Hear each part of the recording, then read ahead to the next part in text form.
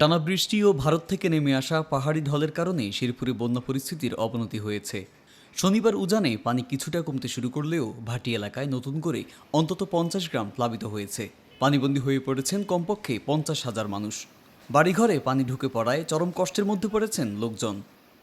এদিকে বন্যার পানিতে নালিতাবাড়ির খলিলুর রহমান, আন্ধারুপাড়ার ইদ্রিস আলী ও ঝিনাইগাতির সন্ধ্যাকুড়ায় অজ্ঞাত ব্যক্তিসহ 3 জনের মৃত্যু হয়েছে।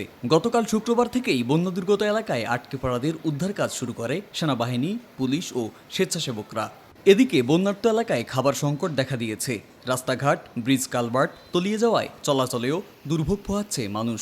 ঝিনাইগাতি উপজেলাটা ভারত সংলগ্ন, সীমান্ত সংলগ্ন লাগানো। উজানে পানি হলে আমাদের এখানে পানি ঢুকে পড়ে।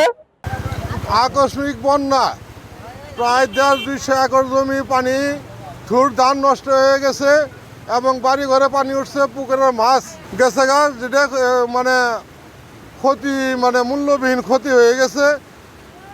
এখন এলাকাবাসী খুব আতঙ্কিত আছে আর নদীর যে বাঁধটা আছে, বেড়িবাঁধ, একটা বেড়িবাঁধ খুবই দরকার। এই বেড়িবাঁধের জন্য আমরা ঝিনাইগাতি বাজারের বাসী অনেকই ক্ষয়ক্ষতি হচ্ছে, দোকানে পানি যাচ্ছে, ঘর বাড়ি ভাঙছে, অনেক কিছু হচ্ছে আর কি। যখনই বৃষ্টি হয় তখনই আমার ক্ষতি হয়। নদীর পানি এসে আমার সমস্ত বই পুস্তক ভিজে গেছে, প্রায় 2 থেকে 2.5 লক্ষ টাকা আমার মালামাল ক্ষতি হয়েছে।